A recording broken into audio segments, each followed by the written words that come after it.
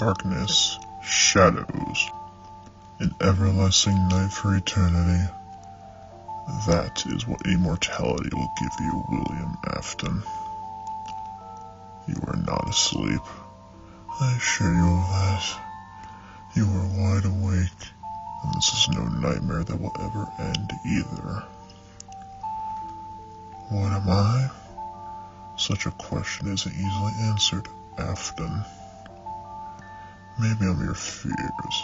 The fear of being caught and exposed as a murderer to everyone around you.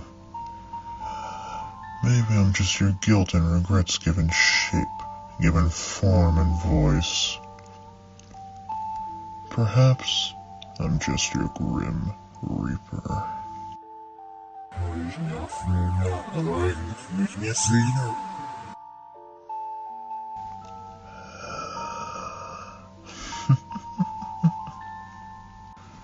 Whatever you may believe me to be, we all know who and what you are, don't we? Another petty murderer, another mad scientist who thinks he can conquer death or control life itself. Another pathetic man with ambition and ego, and a self-destructive, narcissistic personality that go right along with it. Pathetic. I do have to ask, though, what motivates you, William Afton? What drives you to get up and kill the innocent, and then trap them in a never-ending nightmare inside of your own creations?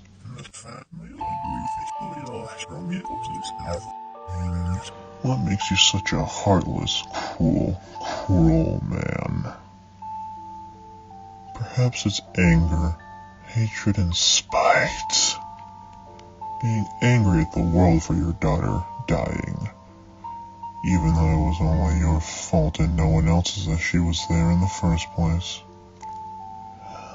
Maybe it's grief and sorrow for the loss of your youngest son at his own birthday party.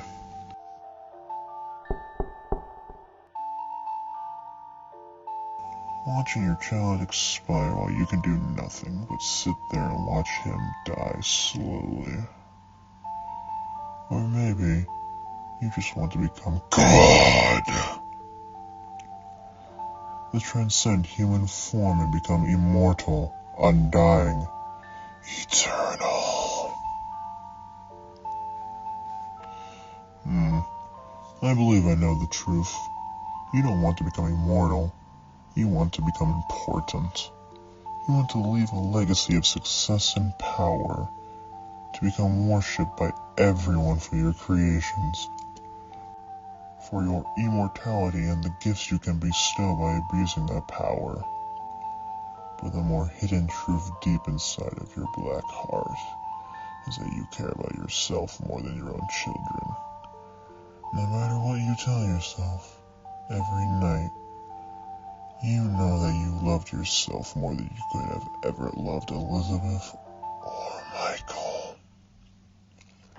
You could have killed any random child that one night.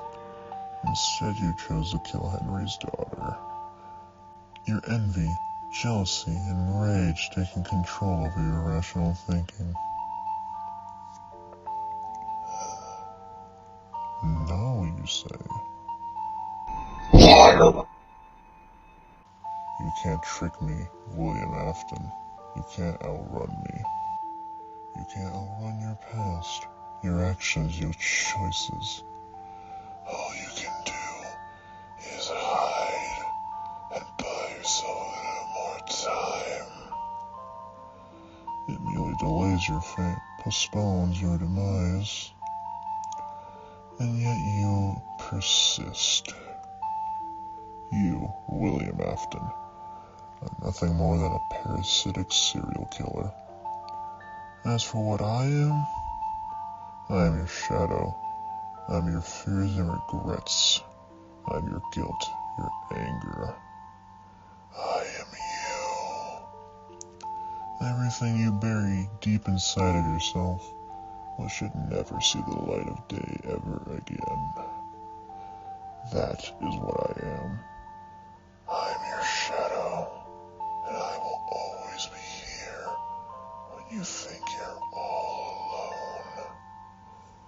Every nightmare you have, every thought that you're being watched, every footstep in your house when you are home alone, that will always be me watching you.